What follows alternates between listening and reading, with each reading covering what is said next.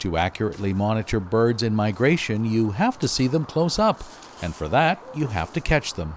Here we got some special nets. These are for catching owls at night. Saw-whet owls, and they're migrating through right now. The owls often like to fly a little higher, so we have the nets up on pulleys so we can put them up really high. And we play the owl's call with the CD player. And the birds come to check it out, and they hit the nets. I only got one last night, but the night before I had 7. Doug Brown is the bird bander in charge of this monitoring station. He's been collecting data on migratory birds for 10 years. The Vaseux Lake Bird Observatory sees sparrows, wrens, vultures, and meadowlarks, and many more, dozens of species, and it's all catch and release, and they're on their way. Volunteers patrol the 14 nets every 20 minutes, unnet and bag each bird, collect data like species, gender, weight, fat levels, and feather molt. The chickadees, they live here year-round. They know where all our nets are. So they go out in a banding walk, they collect birds from the nets, and then they go back and learn about the measurements that are being taken. So this is actual scientific data that's going to be used for the Canadian Migration Monitoring Network. Yeah, this guy's already got a band on it, but we still bring him back and see what we can learn about him.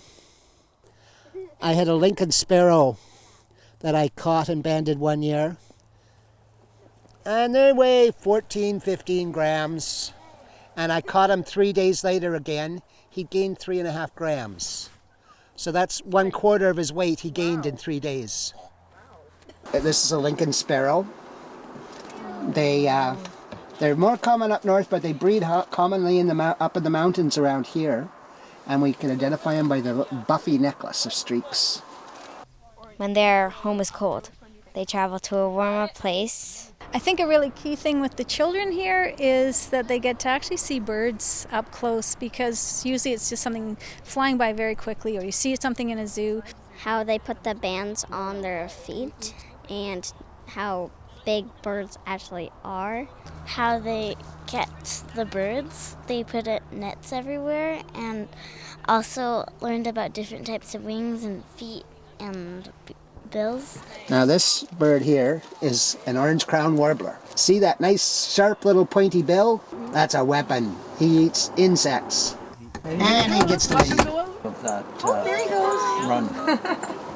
We collect the data over time, and we can see what populations are increasing or decreasing, and then make land use decisions based on some of the data that's being collected. The Canadian Wildlife Service every year does these breeding bird surveys all over North America, and the American counterpart does the same. There's some species that are not well covered. Orange crown warbler happens to be one of them. That's one of our biggest species here that we catch. At Vaseux Lake for Shaw TV, I'm Wayne McDougall.